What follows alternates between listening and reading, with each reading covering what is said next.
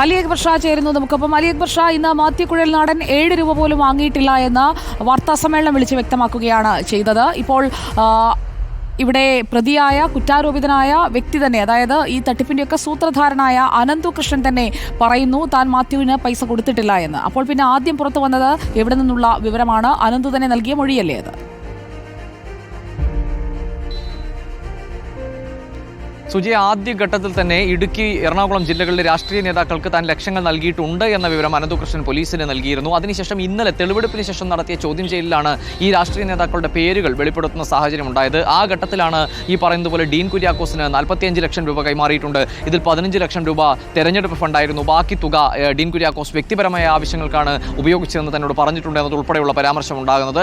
അതേ സാഹചര്യത്തിൽ തന്നെയാണ് മാത്യു കുഴൽനാടന് 7 ലക്ഷം രൂപ കൈമാറിയിട്ടുണ്ട്. ഇത് അക്കൗണ്ട് വഴിയല്ല, ലിക്വിഡ് ക്യാഷായി ഇൻ ഹാൻഡിൽ കൈമാറുകയാണ് ചെയ്തത് എന്നതുൾപ്പെടെയുള്ള വിശദീകരണം പോലീസിന് മുന്നിൽ അനന്തകൃഷ്ണൻ നടത്തുന്നത്.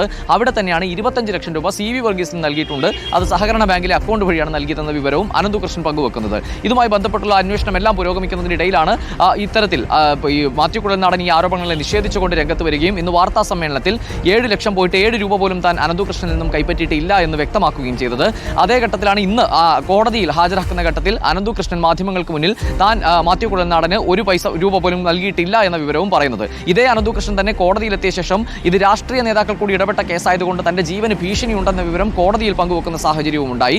എന്തായാലും CV വർഗീസ് താൻ 2.5 ലക്ഷം രൂപ തെരഞ്ഞെടുപ്പ് കാലത്ത് കൈപ്പറ്റിയിട്ടുണ്ട് എന്ന് വിശദീകരിച്ചുകൊണ്ട് രംഗത്തെത്തുന്ന സാഹചര്യം ഉണ്ടായി. അങ്ങനെ നിരവധി രാഷ്ട്രീയ നേതാക്കൾ കേസുമായി ബന്ധപ്പെട്ട് ഇടപെട്ടുകൊണ്ടിരിക്കുകയാണ്, അവർ വിശദീകരണം നൽകിക്കൊണ്ടിരിക്കുകയാണ്. ആരോപണങ്ങൾ ഉയരുന്നു, അവർ തങ്ങളുടെ ഭാഗം ന്യായീകരിച്ച് രംഗത്ത് വരികയും വിശദീകരണം നൽകുകയും ചെയ്യുകയാണ്. എന്തായാലും കൂടുതൽ നേതാക്കൾ ഈ തട്ടിപ്പുമായി ബന്ധപ്പെട്ട് ഇടപെട്ടിട്ടുണ്ട് എന്ന് തന്നെയാണ് നിലവിലെ ഘട്ടത്തിലും ലഭിക്കുന്ന സൂചന. ചെറിയ മീനുകളെല്ലാം വമ്പൻ സ്രാവുകൾ തന്നെ ഈ കേസുമായി ബന്ധപ്പെട്ട് അനന്തകൃഷ്ണനിൽ നിന്നും നേരിട്ട് പണം കൈപ്പറ്റിയിട്ടുമുണ്ട് എന്ന വിവരം തന്നെയാണ് നിലവിൽ ലഭിക്കുന്നത്. കൂടുതൽ നേതാക്കളുടെ പേരുകൾ വരും ദിവസങ്ങളിൽ പുറത്തു വരുമെന്ന് തന്നെയാണ് നമ്മൾക്ക് ലഭിക്കുന്ന സൂചന. സുജയ, അലി അക്ബർ ഷായാണ് വിവരങ്ങൾ നൽകിയത്.